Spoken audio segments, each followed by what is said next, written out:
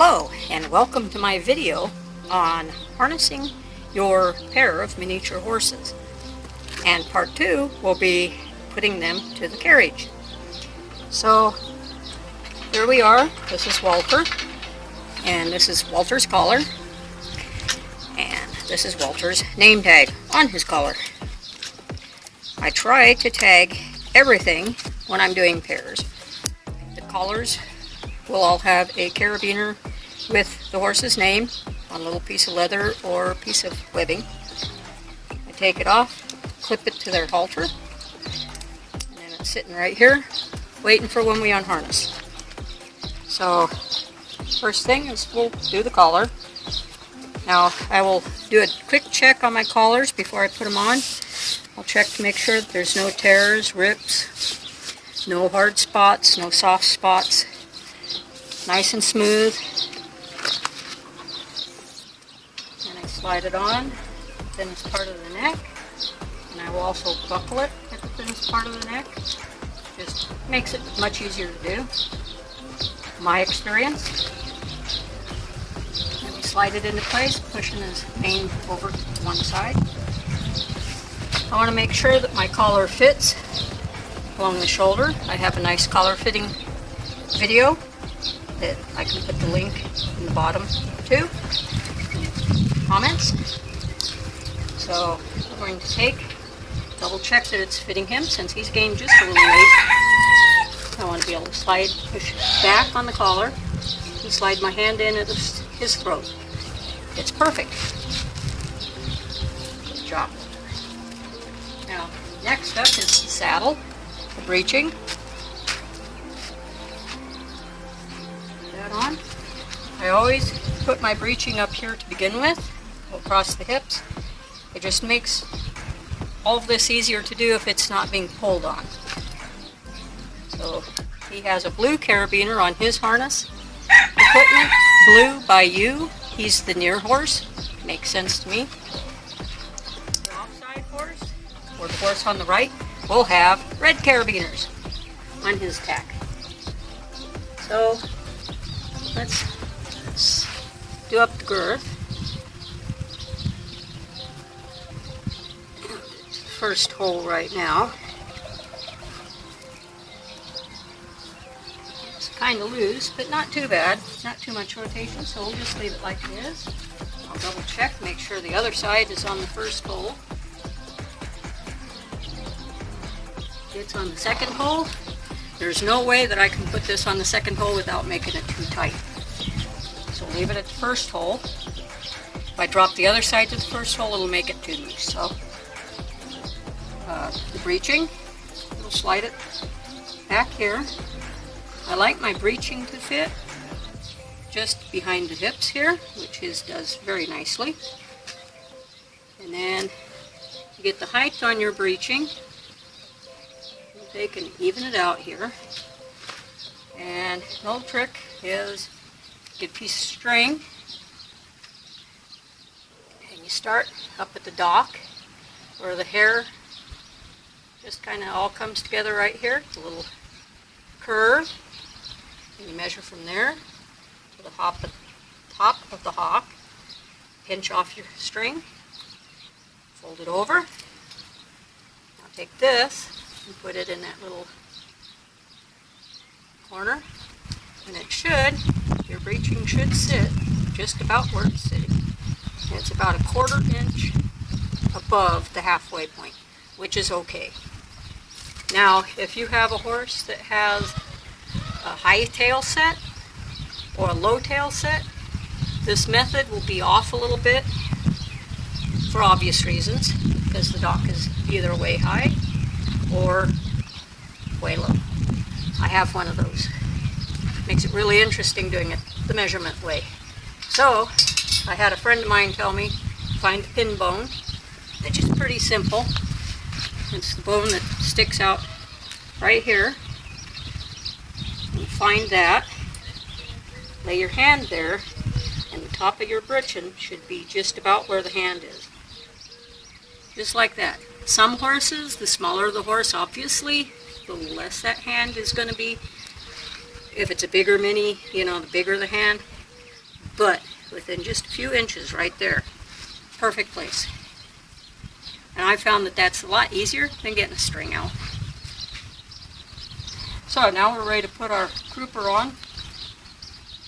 We're going to check it, make sure that there's no dirt, no stickers, no kinks. You want to make it smooth. Make sure that it's smooth. We're going to gather up our hair of our tail, slide our grouper underneath. We're not going to rip the grouper apart. It'll damage the stuffing inside. Some of them are stuffed with linseed. Keeps the leather nice and soft. Some are stuffed with straw, with the leather ones. So we've got that part of the harness done. Step back. Yep, looks good. Check. Okay. Next, I'll put my hames on and traces. I don't generally do it before I do the saddle, because then your traces are in the way. And you got to move them up here. And then, trust me, this is just much more convenient. So, make sure it has no mane in there. Make sure our hame straps are straight. And make sure that our tops of the hames are nice and even across. Reach down here, grab our hame strap, slide it through. And I like to pull it down tight into the hame bed to begin with. And I can hold it snug. And then pull crossways and back. And our hames are on. Now we'll take our traces and we will run them back here through the lazy straps or the hame keepers. Trace carriers, sorry. Got hame on the brain. Run this trace back through the trace carrier, also called a lazy strap. And then I snap my traces together on top. Just keeps them up out of the dirt, ready to rock and roll. Next thing we need is our brakes. And this harness, the quarter straps are already connected. So we will need our martingale, false martingale, and we will need our pole strap carrier and pole straps. This is all one unit.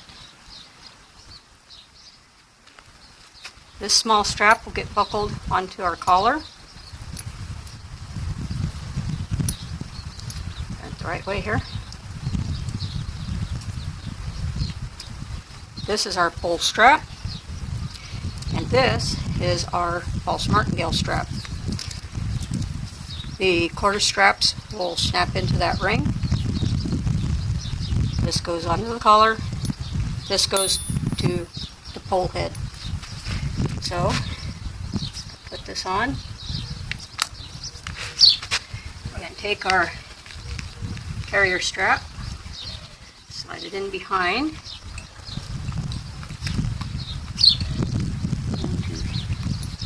Slide it. And I do have a video on how the floating pole strap is set up, so I will put the link to that in my comments.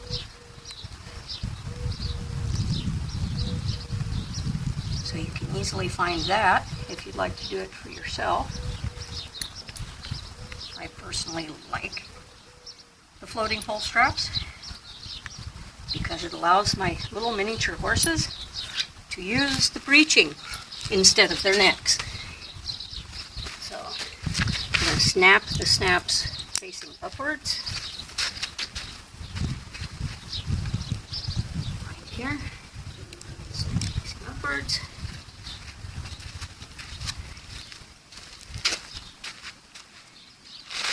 Now if I had this false martingale connected to my collar like traditional, and the pole strap engages because the pole strap is connected to the collar, you get some breeching, but you get some on the collar too. With this, you get all breeching. That's why I use it.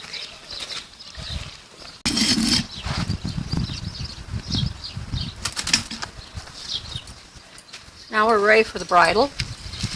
I leave my noseband unbuckled till I get the bridle on. And you notice that this bridle has a blue tag, so Blue Bayou goes on my near side horse. So I've unbuckled the halter. I'll take and hold the bit with my fingers, take my thumb, just kind of tickle his tongue a little bit, slide it in without clanking on his teeth. That's a quick way to ruin a good horse, is to clank their bit into their mouth, force it in. See if I can find that ear. Oh, there we go. Those ears in. So I'll do up throat latch here. Do up our nose band here.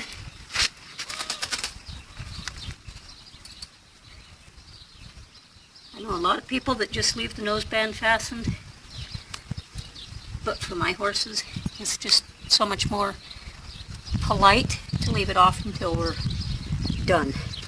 So, the throat latch is done up, and you want it snug enough. You can't pull the bridle off, especially in a pair. If it pulls the bridle, if you can pull the bridle off, they can pull the bridle off, you're in trouble. So, make sure that once you buckle it, you can't pull it off. And I'm going to double check, make sure his bit isn't clanking any teeth. Looks pretty good. Side to side, looks even. His eyes are in the center of those tiny little blinkers. And we're all ready to put our reins on. And we're ready to hitch. So let's do the reins real quick.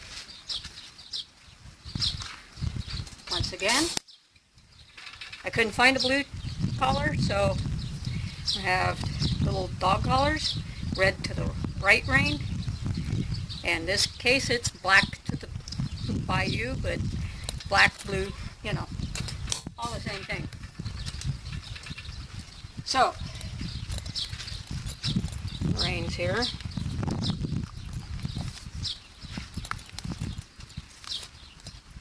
Slide them up there. Now we want to find our buckle for our pair's reins. The long rein, which will be the top rein, is your outside draft rein. Slide it through here.